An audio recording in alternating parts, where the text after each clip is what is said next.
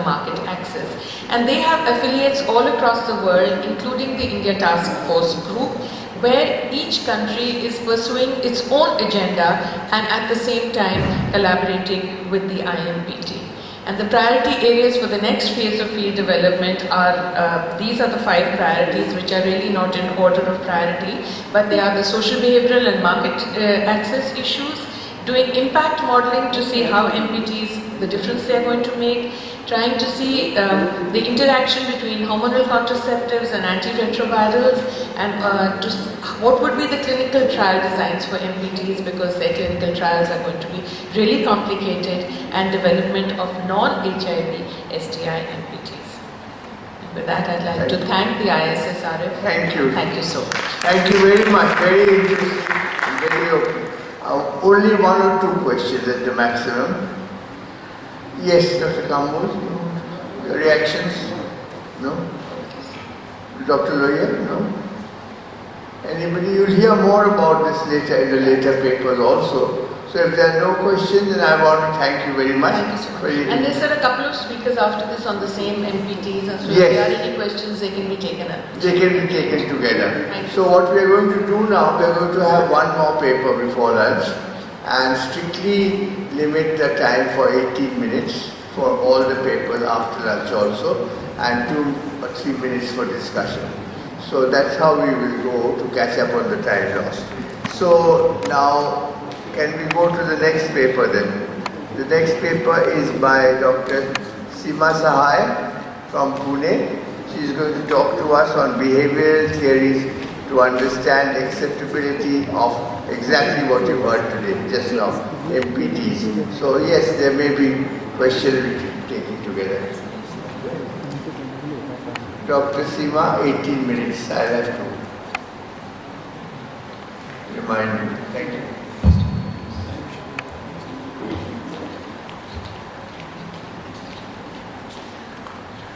Good afternoon. Since morning we have been talking about how the products would be acceptable to the community. So even if we have very, very efficacious products, acceptability by the community makes it really effective. So acceptabilities are important. And up till now, most of the acceptability studies that have been done, they are done on various questions, assumptions and all. But if we go by theory-driven acceptability studies, we would get better answers and better solutions. So I'll start with the most common existing MPT, multi-purpose prevention technology, that is that's the condoms, male condom. Female condom acceptability is an issue in the country, but for the male condoms, which we know anyone can use it easily, it is accessible, it is cost effective.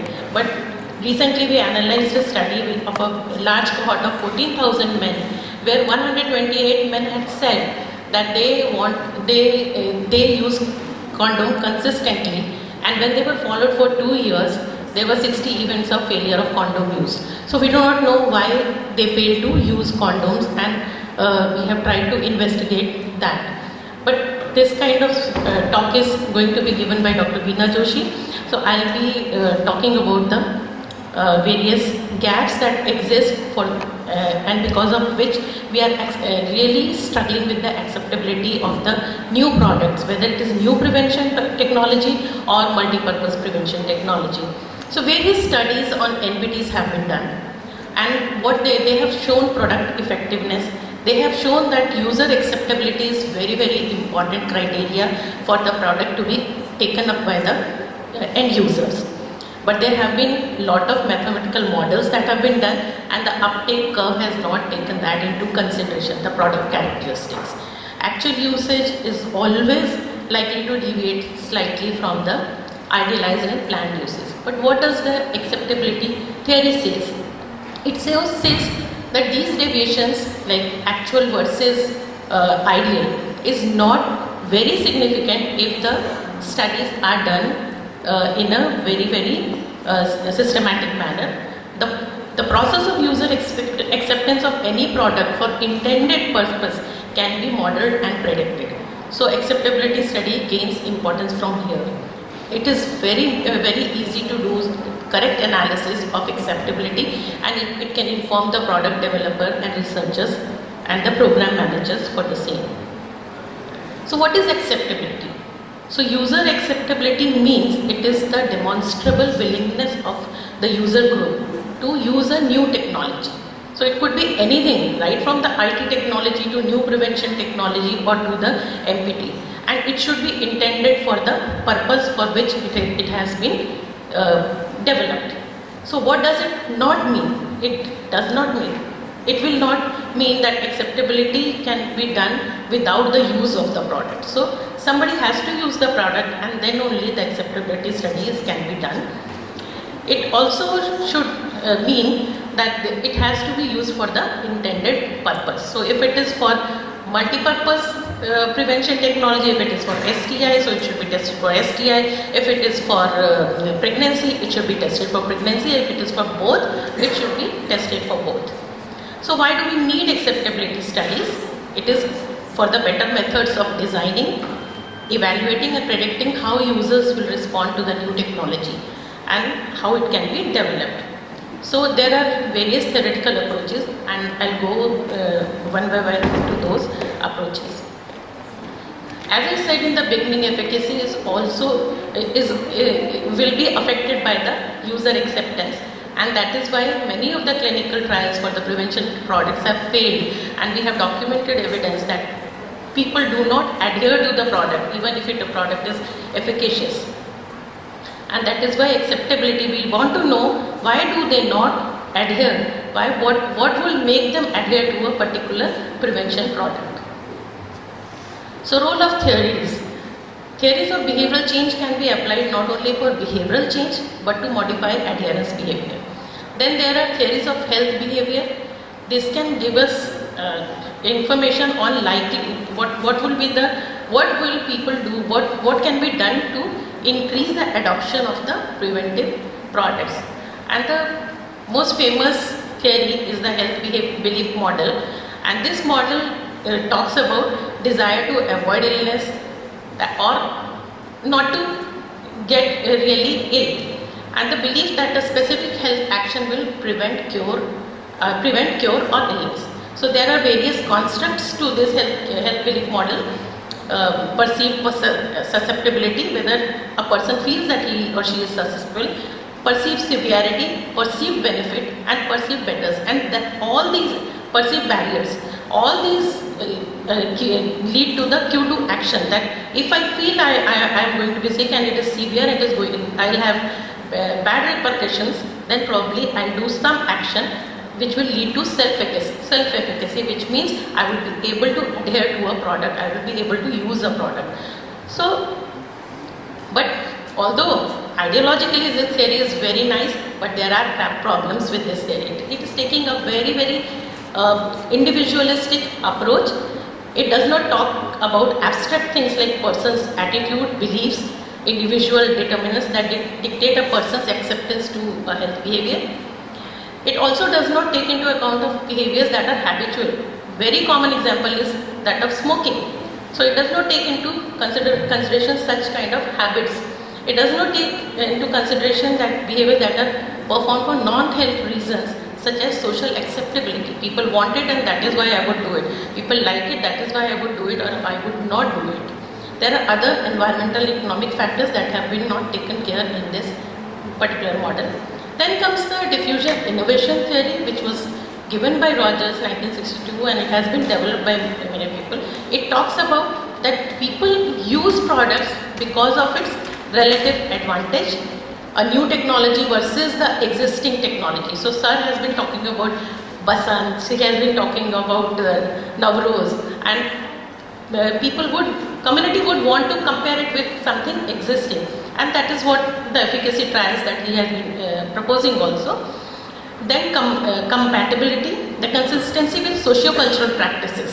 Whether I will be able to use it in my home, in the privacy, my mother-in-law will allow me to use it or not. These are the things that would be required, that has to be taken care of. Then complexity, how easy it is to use. Whether I can try it And then observability is very important, the extent to which the technology's outputs and its gains are clear to see.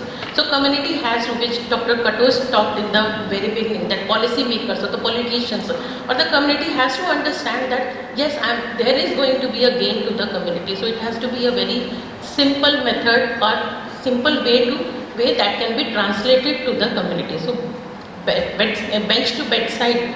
So at the bedside you have to think of these things. Although this theory also has some problem when we talk about relative advantage. When we think of, there is ambiguity. It is less complex, it is less costly. That also means it can conflict with relative advantage. So these are the 2 points in this particular theory that have to be taken care of. But this theory is important because over time, product gains momentum in the community. So you introduce the product and it gains momentum, and slowly it diffuses in the community. So if you see, there are 5 categories of people, or the population can. Rogers has very nicely divided people in 5 categories. Innovators, they are the risk takers who would use it, who need very little, if anything needs to be done to appeal to them to use a product. So they are the very slight, the outliers. The second group is the early adopters, and for them, they are the opinion leaders, and the strategies to appeal to this population include how to manuals and information. So if you give them proper manuals and information, they will use it. Then comes the early majority who will use the product when they listen to the success stories and evidence of the innovativeness of the product. Late majority, they would want information on how many other people have tried it and have accepted it successfully. And the laggards, the very difficult one, for whom you require statistics, fear appeals and pressure from people in other group who have really used it. And if you see the time distribution, the whole population can be divided into all these 5 categories, and the 2.5% are the real early risk takers, and the middle ones are like this. And this is how, when we start rolling out a new product, their acceptability will come in these particular stages or these particular silos of the population. So profiling studies for the users needs to be done. So once you think about rollout of a product, then these studies should be done. Then there are psychological theories that also impact the decision making process, and it helps us to understand the dynamics of human decision making in the context of accepting or resisting a new product. For example, MPT's theory of reasoned action, it talks about intention is influenced jointly by the individual's attitude and subjective norm. Subjective norm would mean other people are doing it, that is why probably I'll do it, or other people like it, that's why I'll do it. So these could be the reason for my particular use of a product. This was again developed further, and then behavior was also behavioral control, that if I have that skill and I have the ability to use a product, I would use it. So that component was added to this behavior. And then theory of planned behavior has shown this particular, it's a complicated picture, but normative beliefs and subjective beliefs are very important. Normative belief would be the individual belief that I want to do it, and subjective belief is when other people are doing it and they are going to appreciate that I am also doing it. That is why that's how the psyche of the community would work when they are taking decision to use a particular product. So user perceptions can affect adoption of a product. For example, voluntariness, social norm, beliefs, myths, misconceptions, and perceived advantages. These are the areas that would help a person to really think whether that person is going to use a product and use it consistently, or it will be a sustained use or not. So the focus of the psychological construct is on the individual behavior, and it enables the researchers to predict with some accuracy how users will respond to a given application. There is need to address acceptance at the outset of product development prior to investing in development costs. So this is very important, that as we develop the products side by side, we should simultaneously acceptability studies are required. There are limitations with all these theories because there is no gendered approach in this field. They are very individualistic. So gender is generally not taken into account in most of the behavioral studies, and we need to really modify these behavioral theories when we think about our own MPT in our own country. But sexual behaviors of pregnancy decisions are not individual decisions, and that is why it is important to bring in the gender part into these theories. And most of the theories are individualistic and they fall into the broad cultural and social context of sexual risk concept. They don't talk about how women would feel, how women are vulnerable, and how they would take decision. When Dr. Chandyok talked about the partner taking decision, who would really take decision about the pregnancy and all those things. So these do not come in these theories, and I think these theories need to be modified also. We conducted a study to understand prevention and explore respective barriers for women. It was a multi-stakeholder studies conducted at Nari in Pune, Chennai and Belgaum. It was a qualitative study, and the logo is that of qualitative software NVivo, and data was analyzed. And we tried to find out how women or community will take decision to really participate in the study. And we found the hypothetical audience segments and the stages of change we saw in them. We found that there would be people who will be negotiation focused user. The middle column shows how the thought process goes into the community, that is the qualitative data, and the approximate level of the users of the first group would be, they are the contemplators. They want to use but has doubts, lacks skill to negotiate and with the client. Then this is among the sex workers that we have done. There is a resistor group, as I talked in the beginning also. These are the various populations of Rogers, which we have now adopted for in our own context. So resistors are the pre-contemplation group. In a setting involving low risk women, use of NPT is not thought or desired. So women who do not have risk for HIV, they don't even want NPT. They don't want new prevention technology. So how to get away with that, or whether the policymaker should be or the researcher should be thinking that the NPT should be rolled out or tried, or demonstration product should be done for the high risk groups. The third group is the change maker. They are the maintenance group, and in this phase individuals are already engaged in the desired behavior. And any marketing effort should focus on supporting. Because of the short of time, I am not explaining the quotations that has come from the data, but this is how the theory has been applied to this particular study. And then we found the dedicated implementer also, who are ready to act. So they would accept the product immediately. And then then we wanted to understand what type of product. In the beginning, when I started my presentation, I said mathematical models do not take into account the product characteristic or community's requirement. So they generally go by the epidemiological scenarios. But when we did this large-scale qualitative study, we found that people want protection. Of course, they want protection. The property should be safe from HIV, protection by using the product, and life-saving. Then they wanted self-prevention technology, self-usable, which meant they wanted it can be used by self, which is women-initiated option, without any healthcare provider, feeling independence, and to self-protect and confidentiality. And here again I would appreciate when the Sir talked about that women may not want applicator for the product because it is complicated, you need to use. So that ease of use is also very important. Then some women, particularly sex workers, said that they wanted it as an alternative to condom. So this is a cue for, I think, Mr. Bobby, the advocacy people, that how it will be positioned.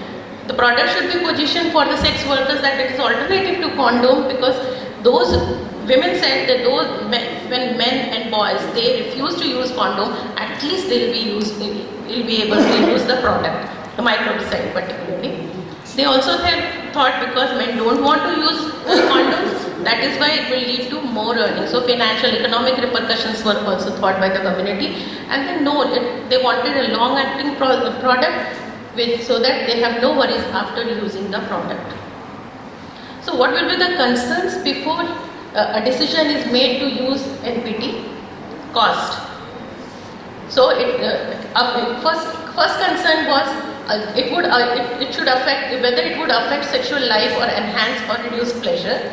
Second was cost, whether they would get it free, subsidized or affordable. Long-term use will lead to sustainable use. Accessibility, they should find it anywhere, anytime. So access was again very much emphasized. Worry about using product that get into the body. So women were really concerned. Again, a cue for communication. What kind of manuals we have to develop for the product. Because women were very much concerned that the product would get inside our body and it will do some systemic harms. Then side effects, they were worried about pain, side effects, rashes and all. So then we further exploration, we narrowed down to this particular thing. Finally, we really wanted to know few key points where we would really say the product can be acceptable and we can give some information to the product developers that these are the things the community would want. So what we found that for product, there were 3 points which community wants. They have some product expectation, they have socio-cultural expectation and they have some apprehensions. So for product expectation, they are looking at function, aesthetics, innovation and ease of operation. Socio-cultural, I will just show the model that has come and then the apprehensions. And this is the mental model for NPT usage in India. So how women will decide or the community would decide to use a particular new prevention technology. First of all, overarching concept of efficacy. They want a product which is really effective, which is really going to protect them, going to be beneficial for them. Then they would look at the function aspect of it, and in the function aspect they will look at the prevention, pleasure, delivery vehicle, for delivery vehicle shape, particularly men and women can use it altogether same. Like they do not want anything, one thing for men and one thing for women. It should be for long-term use and there should not be need to buy it every day. So some long-acting product they want. Then they also had product expectation. Under product expectation, aesthetics, ease of use and innovation comes. So aesthetics was, it should not be messy, it should be non-staining, it should be invisible, the smell, it should be, some people talked about scented and some people talked about non-scented. Innovation, they really want a long-acting product. That is what they wanted multi-purpose product. It should be HIV preventive, it should be contraceptive also. Then ease, with ease they mean they want portability of the product. They can carry it in their purse. It should be like a small tube, like a small cosmetic, and they can carry it anywhere. It should be small packs. It should be very common packs. It should not be noisy or anything. When they open it, it should make noise. It should be such a common thing that nobody should really bother what you're carrying in your purse. And then again they talked about smell and it should be non-scented. Independent usage. They don't want any healthcare provider initiated product. So they wanted to use it. So it should be women initiated. It should be so easy to use that women can just take it out and use it themselves. Under the socio-cultural aspect, economic, privacy and access turned out to be important parameters for their decision making. In the economic, condom resistant clients, for the sex workers, they have economic reasons to use the product. And another thing was they need not buy it every day, so that they don't have to spend money every day. Privacy, small packs, innocuous packs, that is what they wanted. And then access, they can buy it anywhere. Some talked about social marketing would be okay, NGOs or CBOs, and but there would be low frequency of users because of the stigma. So it will be better that they can access it anywhere. That's what they have said. They had shown some apprehension. In this study, we have talked about various new prevention technologies, and we have talked about vaginal delivery modes also, tubes, applicators, rings, microbicide, PrEP, all those things. So there were some apprehensions. A lot of apprehension was there for ring. So they were very worried, it will remain inside, it will give some rashes, there will be side reactions, side effects. Then and this is because of the female condom, ma'am. Because women have talked about that they have faced trouble with female condom. They had developed some kind of pain or rashes because of using female condoms. Then they were also skeptic. What will happen if the medicine is not released from the ring? And that is why there was a lot of concerns about ring. Slippage and expulsion was another problem that women talked about when they talked about ring. And it will get lost in the body was another. For PrEP, I am not going to talk here, but at least I just point out that for PrEP they had a lot of negativity because of side effect. And why would people take pre-exposure prophylaxis for preventing HIV when they don't even have disease? Because in India the concept is when I'm sick then only I'll take tablet. So we don't, when Dr. Kadosh talked about health, we don't have the concept of health, being healthy. So we don't do anything to prevent anything. We go for treatments. That is why PrEP is not acceptable right now in the community. So this is the mental model for NPT usage which can be applied to any of the new multi-purpose prevention technology also. With this, I would also talk about an African study which is discrete choice study, which also predicted the uptake of microbicide among among women who had not used a condom. So the gray bars, they all show that women they were not using condoms, but they wanted microbicide. But product characteristic, if you look at the x-axis, it talks about the product characteristic.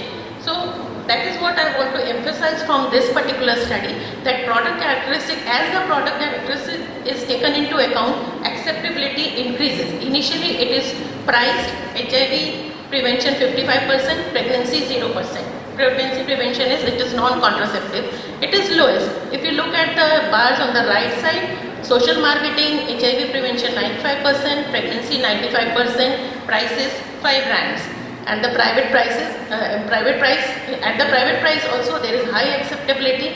HIV 95%, pregnancy prevention 95%, 10 rands. So product, taking into account the product characteristic will always be very important when we model for real uptake of any new prevention product, and this is the great information for product developers and the program managers. So basically women's demand for such a product, that is multi-purpose prevention technology, would be greatly increased if NPTs could also prevent pregnancy. So that is what has come from this African study. Thank you very much.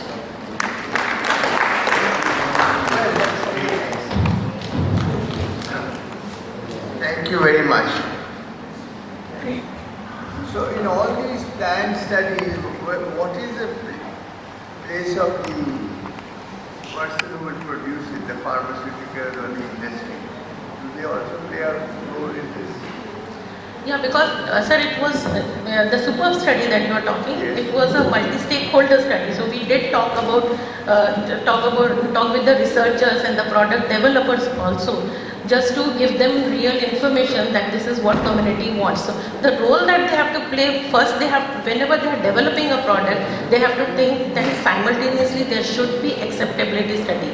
And why I have brought in theories, because unless until you do really a theory-based acceptability study, findings will not be valid and really applicable. So product developers will have to put in money for acceptability studies also. That's what they should think about. Because this information is important for them. Yes.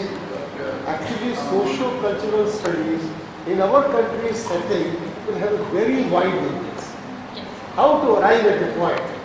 That becomes a $1 billion question.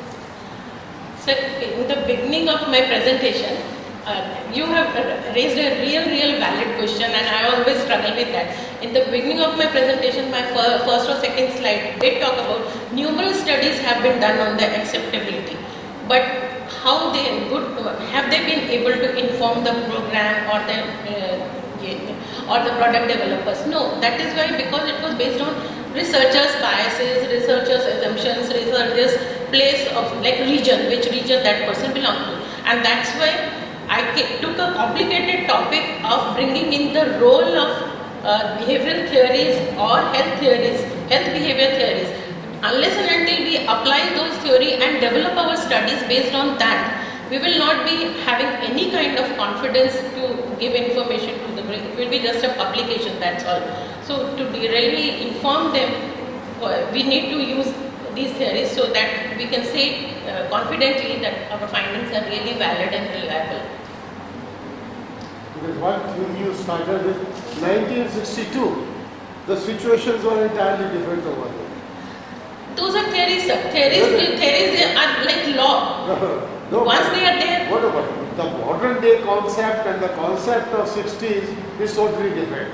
Our Yes. problems in 60s were of an entirely different time because we were going through a famine type of a situation at that time.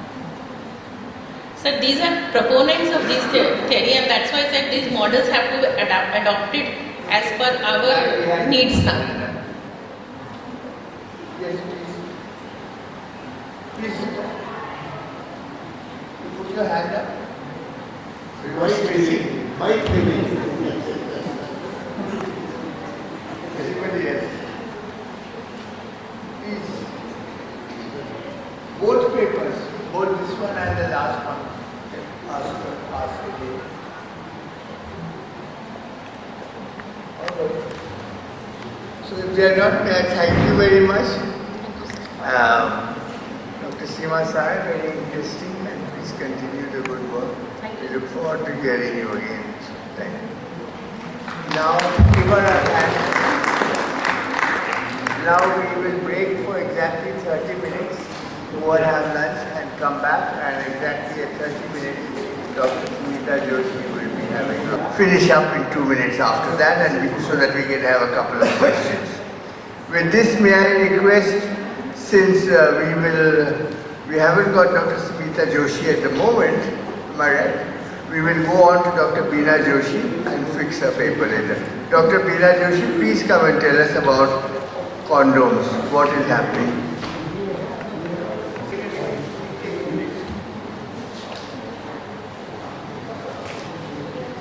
My talk today will focus on ground zero.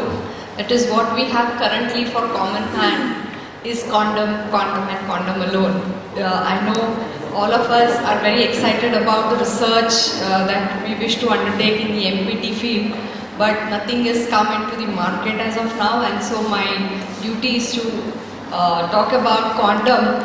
It's a very, very old thing that all of us know, and I'll try to make some interesting facts, findings, and where do we stand after having been in this field. I just got to know that the HLL was installed, the condom came into the market as early as 60s, and since it's been more than 50 years, and where are we today? My talk would focus on the 5 A's of male condom. I'm not talking so much on the female condom, as we've already heard it's not in the program. It's very expensive, and so there is very little thing that is known about female condoms in Indian context. So the 5 A's that I would focus are already depicted here.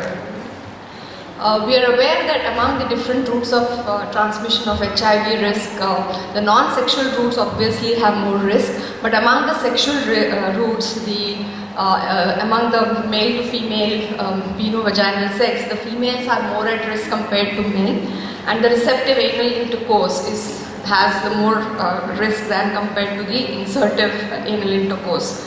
And there are a number of cofactors that have been identified which reduce the risk of transmission.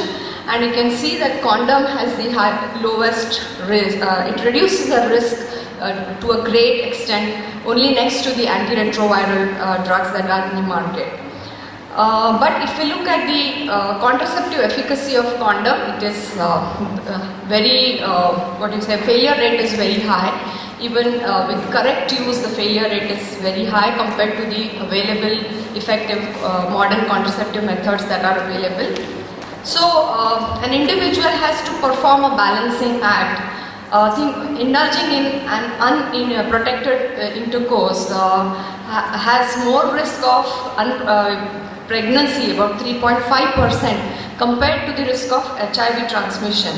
And so he is left with very little choices to avoid risky sexual practices or partners, and consistent and correct use of condoms alone for dual protection, or use dual methods, condom plus another more effective contraceptive method. Now coming to the story, some of my previous speakers have already pointed out NFHS 3 figures about what is the current situation, and here is a slide which shows among young people what is the knowledge of HIV prevention methods. This data is old, NFHS 3 2006-2007. We would be happy if some new data was available, but unfortunately NFHS 4 data we do not have. And so the knowledge about use of condoms to prevent HIV has been 3/4 of young people knew about condoms compared to only 1/3 of females. And when it comes to actually use among unmarrieds, we see that the use is even more low. So knowledge and use gap, we are all aware, is very high, and when it comes to females, the use has been pretty low.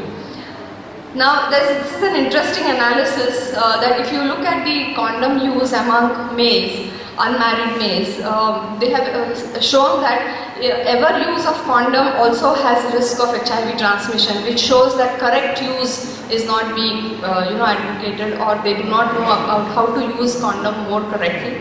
And the use of condom at the first sex report is pretty high compared to what happened in the last 12 months. So it goes on reducing. So that shows inconsistent use is very high. Risky sexual behaviors has been a problem among young people, and we see high risk sex which have been reported in the NFHS 3 data. And again, condom use is very, very low compared to the risky sexual behaviors among these young people.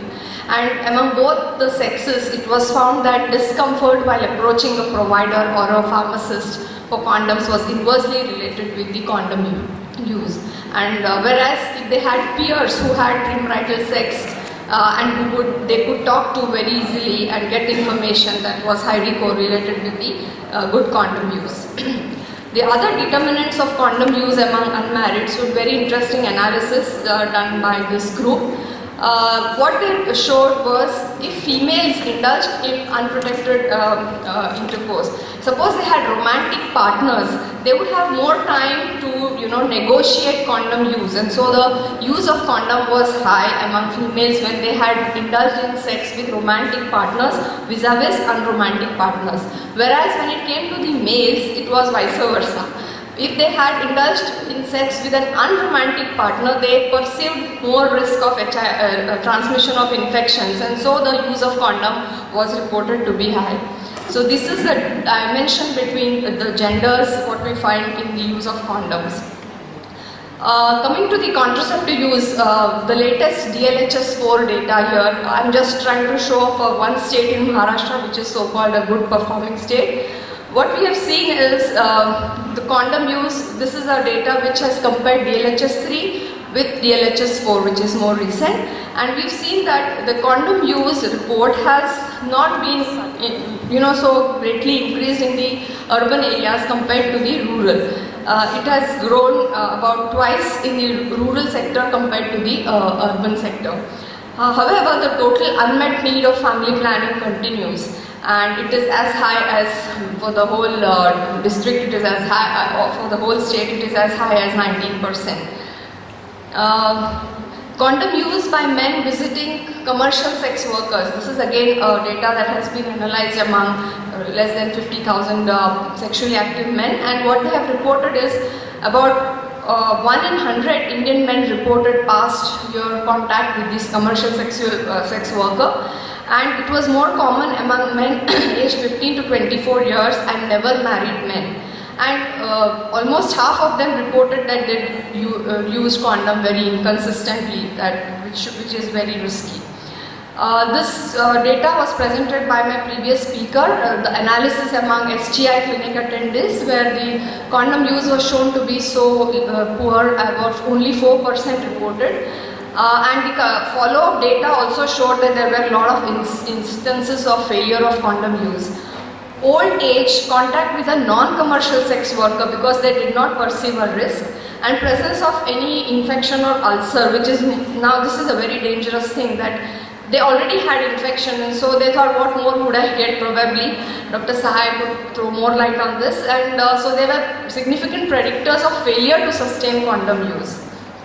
And literature, if you just look at all the literature, a lot of studies have been done for reasons of inconsistent or non-condom use, and you can group them into these major headings. Personal reasons, the main problem is non-acceptance by the sexual partner, perception of ineffectiveness, less comfort, lack of sexual satisfaction, lack of cooperation by the husband due to a lot of his addictions, be it alcohol or drugs prior to sexual intercourse, a lot of stigma around the use and how to keep it, where to store it, and also a suspicion of infidelity if using a condom among regular partners, and lack of communication between partners on the condom use. And of course, accessibility reasons, especially to the young people. Now there are adolescent-friendly health services, and so condoms are easily available, yet to go and approach the provider or the health clinics to get access to condom is really still a problem. Lack of privacy when they want to access in the medical stores, and no time to access due to unplanned sexual activity, which is more common among adolescents and young people. And one of the very important thing is the size doesn't fit. That is one of the major issues that have been reported, that condoms available today in Indian context are much larger than the actual penile sizes, or that is one of the major issues which I will focus in the next slide. It interferes with sexual activity, reduces sexual pleasures, and they don't perceive themselves at risk is something very grave. So when they start relating anything, then they perceive themselves at risk. So this is one of the major issues where a lot of interventions are being done to address this issue. And also the provider bias related reasons. When we sit in a family planning clinic, I myself have seen that the first thing that they promote is a more effective contraceptive method, and in our situation we have seen sterilization or an IUD is most promoted. Nobody talks of condoms so much. They feel it should be a woman controlled method, not a male controlled method, because they are sure whether the males would definitely use it. And of course there is a high failure rate. And women are deprived of condom demonstration. I have seen when the women come with their children for immunization, they are also given a condom pack many a times, and they are just told, give this to your husband, that's it.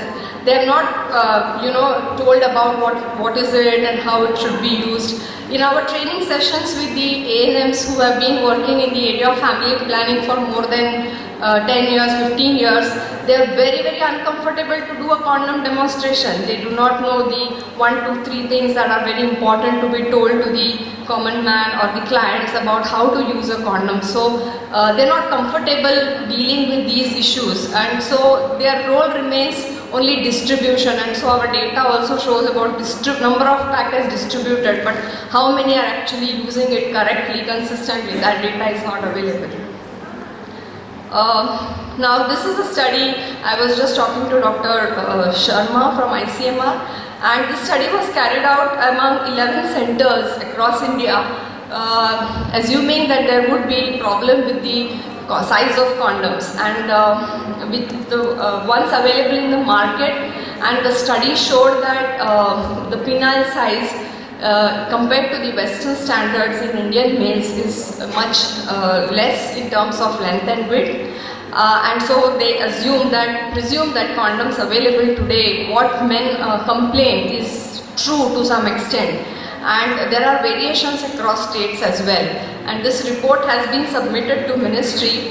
And we are now aware that there is Bureau of Indian Standards for every equipment, appliance or use of whatever products that are there in the market, medical products. And so if this data can be used by these Bureau of Standards to actually decide what is the right thing to be brought in Indian market, it would be of use so that the men do not complain about the size, etc.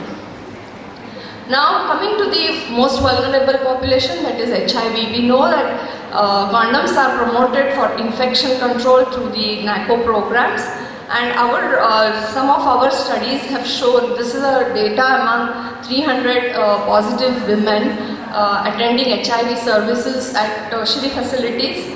And of course, these were women who were not sterilized. They were still spacing their pregnancies or limiting their pregnancies by not using sterilization.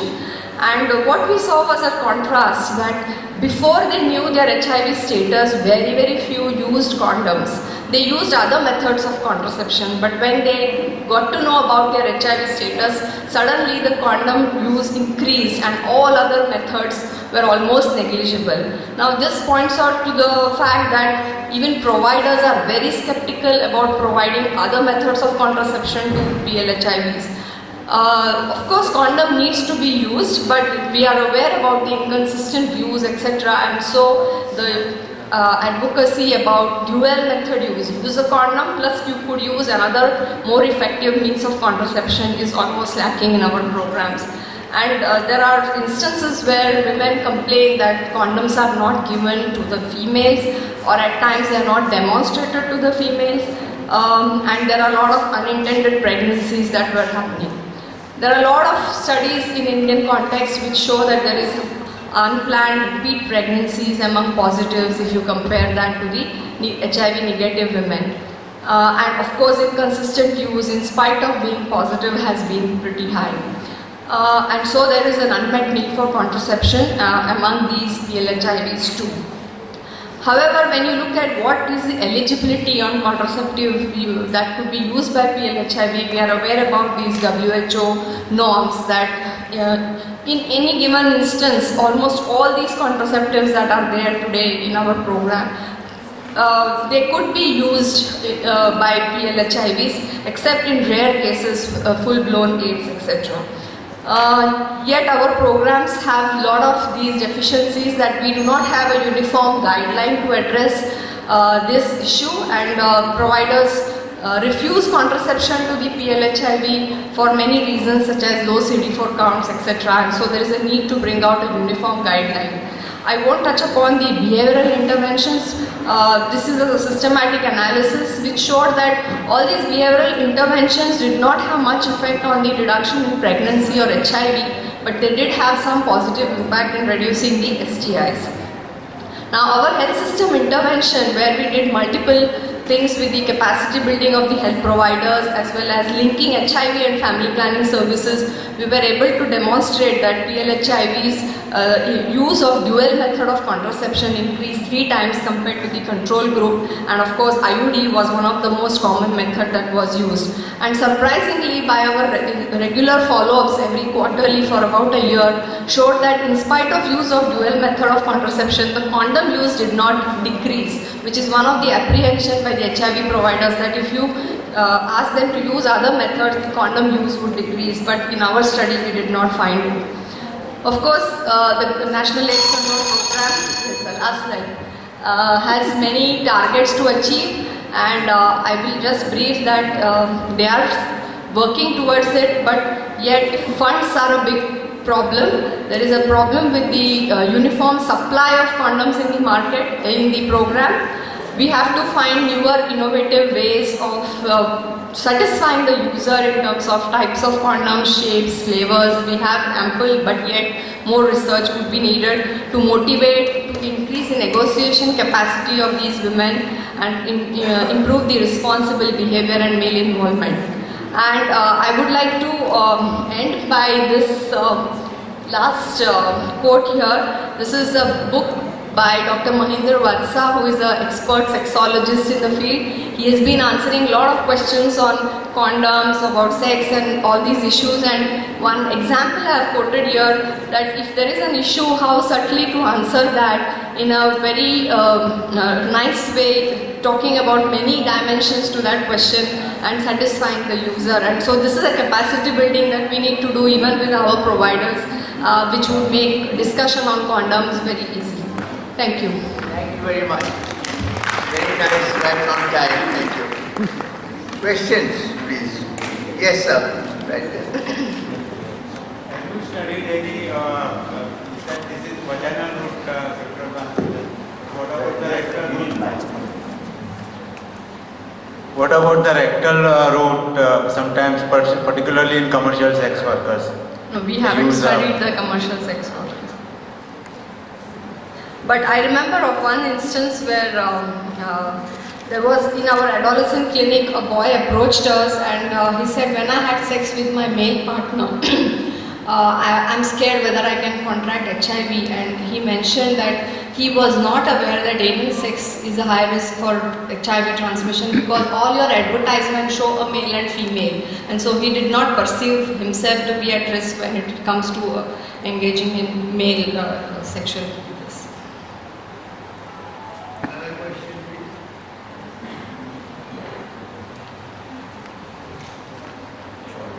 Condom being with us will always remain with us. Yes. And you've given us a good idea of the future. Thank you very much. Now, may I call Dr. Smita Joshi from Amrita Clinic, Pune to give us a talk on multi-purpose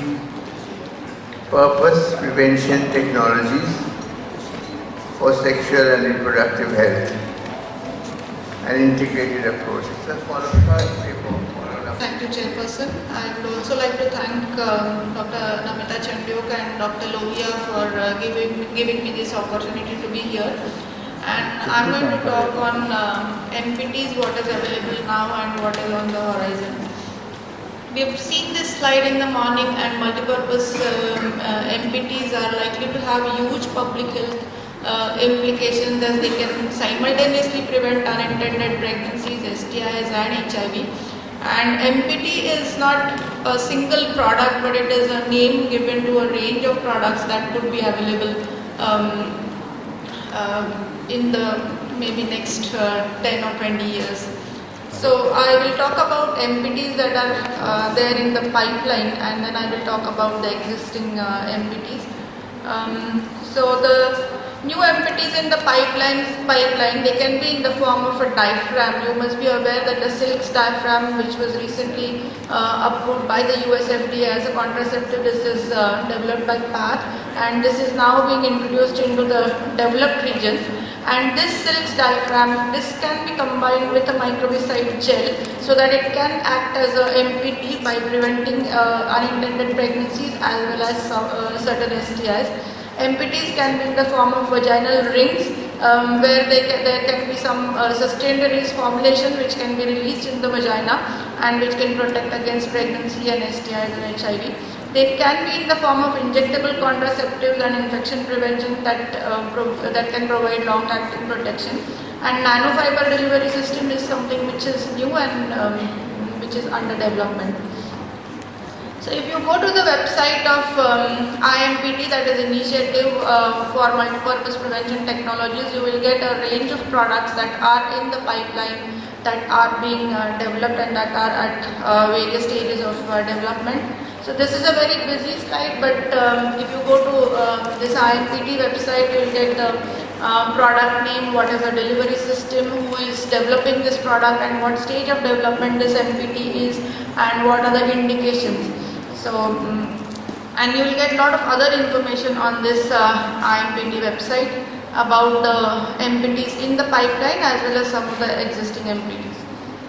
So the first generation MPTs, they can be on-demand products which are user controlled and which have to be used around the intercourse, and appropriate.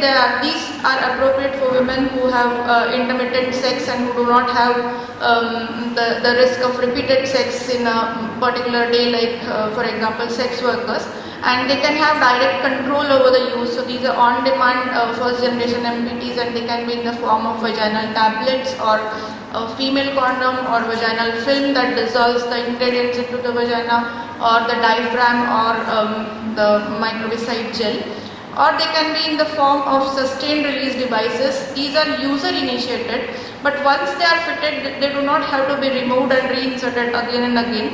So the compliance, the adherence will be definitely more with the sustained release devices. You must be aware that tenofovir gel, which is a microbicide, which had shown excellent results in the in vitro studies, in vivo studies, and then the phase 1 and phase 2 data was quite quite impressive. However, in the last phase 3 studies, this product did not show the efficacy in preventing HIV acquisition to women who use the product, and the main reason was the adherence to the product used. Those who were non-adherent, the efficacy was very, very low, and the younger the women, there was less adherence and more risk of HIV acquisition. So I've already talked about the tenofovir gel. The another concept is the electrospun nanofibers, and this is a novel formulation of active drug in the form of a thin film, and this can be combined. With another contraceptive, and it can be vaginally administered, or it can be inserted with the help of applicator. These are some of the on-demand products that are being developed now. I've already talked about the Silk's diaphragm, and this diaphragm can be combined with ARV gel. It could be a newer antiretroviral gel which can be combined with this diaphragm, and this diaphragm is actually one size that fits most of the women, and it is made of silicone, and it is intended to be a OTC product and not a prescription product. And studies with this diaphragm has shown that the 6-month typical use pregnancy rate was comparable to the standard fitted diaphragm when used with a contraceptive gel, and it has a long shelf life, and it can be reused. It can be washed and dried and reused, reinserted again. It can be used up to 3 years, and the diaphragm can be inserted along with a gel to give added protection of anti-STI or anti-HIV activity. So diaphragm is a non-hormonal method for contraception, and we have another added microbicide gel for calling it as a multi-purpose prevention technology. Another product that is being developed is a MZL product, that is a combination of topical gel that is being developed by Pop Council, and it combines MIV-150, which is an antiretroviral agent, zinc acetate, which is a astringent, along with a contraceptive, and carrageenan gel, and it can prevent pregnancy, HIV, HSV2 and HPV based on the in vivo studies.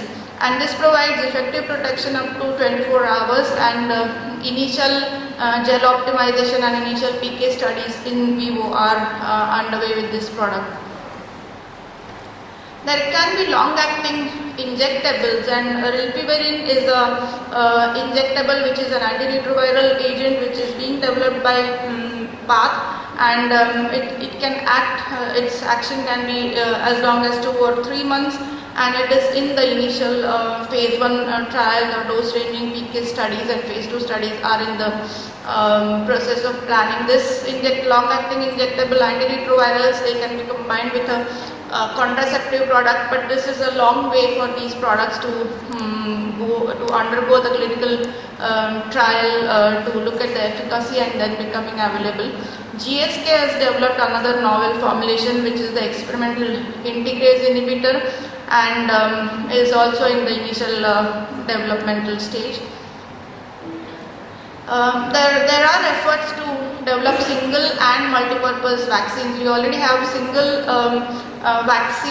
purpose vaccines, which are, we know that HPV vaccine can now prevent cervical cancer as well as other HPV related diseases. We have hepatitis, liver cancer can be prevented by this hepatitis B virus B vaccine. However, there are efforts to develop another vaccine, and maybe 20 years down the line there could be multivalent vaccines that can prevent certain STIs as well as HIV, which can be combined with the contraceptive agents to act as a MPT. Dr. Talwar has already talked about contraceptive vaccines that are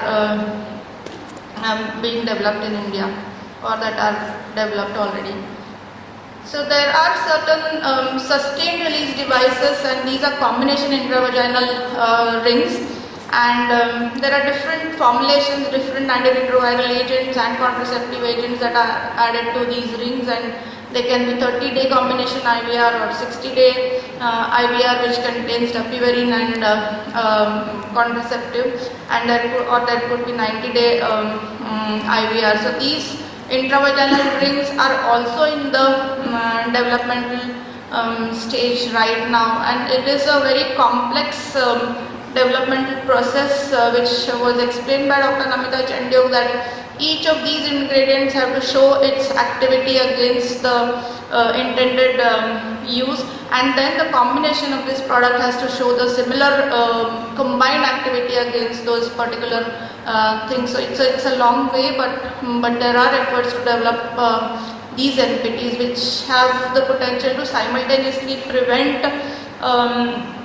STIs and pregnancy and HIV, and as per the women's need, there can be different permutations and combinations about the drugs, about the route of administration, and about the mechanism of action of the drugs. So I will talk about available NPTs in short. Dr. Veena has already talked about the male condoms, and we all know, we all are aware about the issues associated with the use of male condoms. Female condoms are yet to be introduced into the public program. They are expensive, and they're still not known to the majority of the even educated women. And there are several female condoms that have been developed. There is a Cupid female condom, FC female condom, and there is a big list. And out of these 5 or 6 female condoms that are available, in fact 3 are manufactured in India. The Cupid female condom, Reddy female condom, and HLL female condom. All these 3 condoms, female condoms, have been manufactured in India. Yet they have to be positioned in the community even before its introduction into the national program in such a way that women at least feel the necessity to use them and see how they feel about it. The main research about around female condoms has shown that its increased use increases the comfort with which female can use this female condom. And another existing MPTs, Dr. Talwar has already talked about Praneem and Basant polyherbal formulations. I've had an opportunity to work on the phase 1 and phase 2 studies of Praneem, and Basant is a novel MPT which has a broad range of activity, and I feel organized, well conducted efficacy studies can be planned in India. So there are some studies that have looked at the efficacy of female condom and pregnancy rate, and they've looked at the pre and postcoital PSA level in vaginal fluid among 175 women, and the rate of semen exposure ranged from 7 to 21%, and this semen exposure increases when there is a problem with the insertion or the sex. And CDC has reported that pregnancy rate is around 21% in the female condom users with typical use. So these are some of the pictures of the available MPTs. Cupid female condom has a round spun and a octagonal ring. The FC female condom has a rounded inner ring and a rounded outer ring, and which is made of polyurethane. There is a natural sensation panty female condom, and ICMR had conducted some studies on this condom. Then the Reddy female condom has a triangular outer ring and a circular inner sponge which is made of latex. And recently Hindustan Latex Limited has introduced their latex female condom by its brand name Lady Special or Velvet condom. This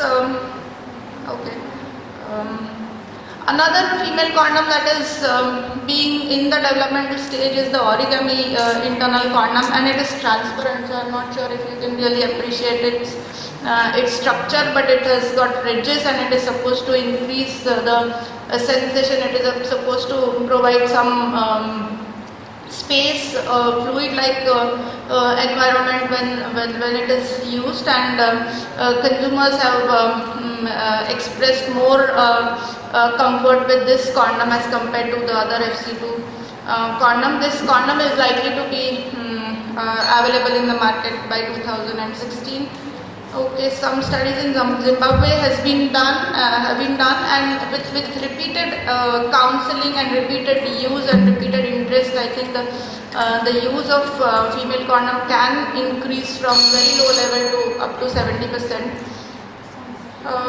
Similar studies have been done in the US. I'll briefly mention in 2 minutes or even 1 minute about the study that is supported by ICMR, which we are conducting. It is about the evaluation and of uptake and utilization of female condom in the rural as well as urban population in young reproductive aged women aged 18 to 30. So those women who are not using any contraceptive are given information about the study. The study is being done at Kamala Nehru Hospital in Pune.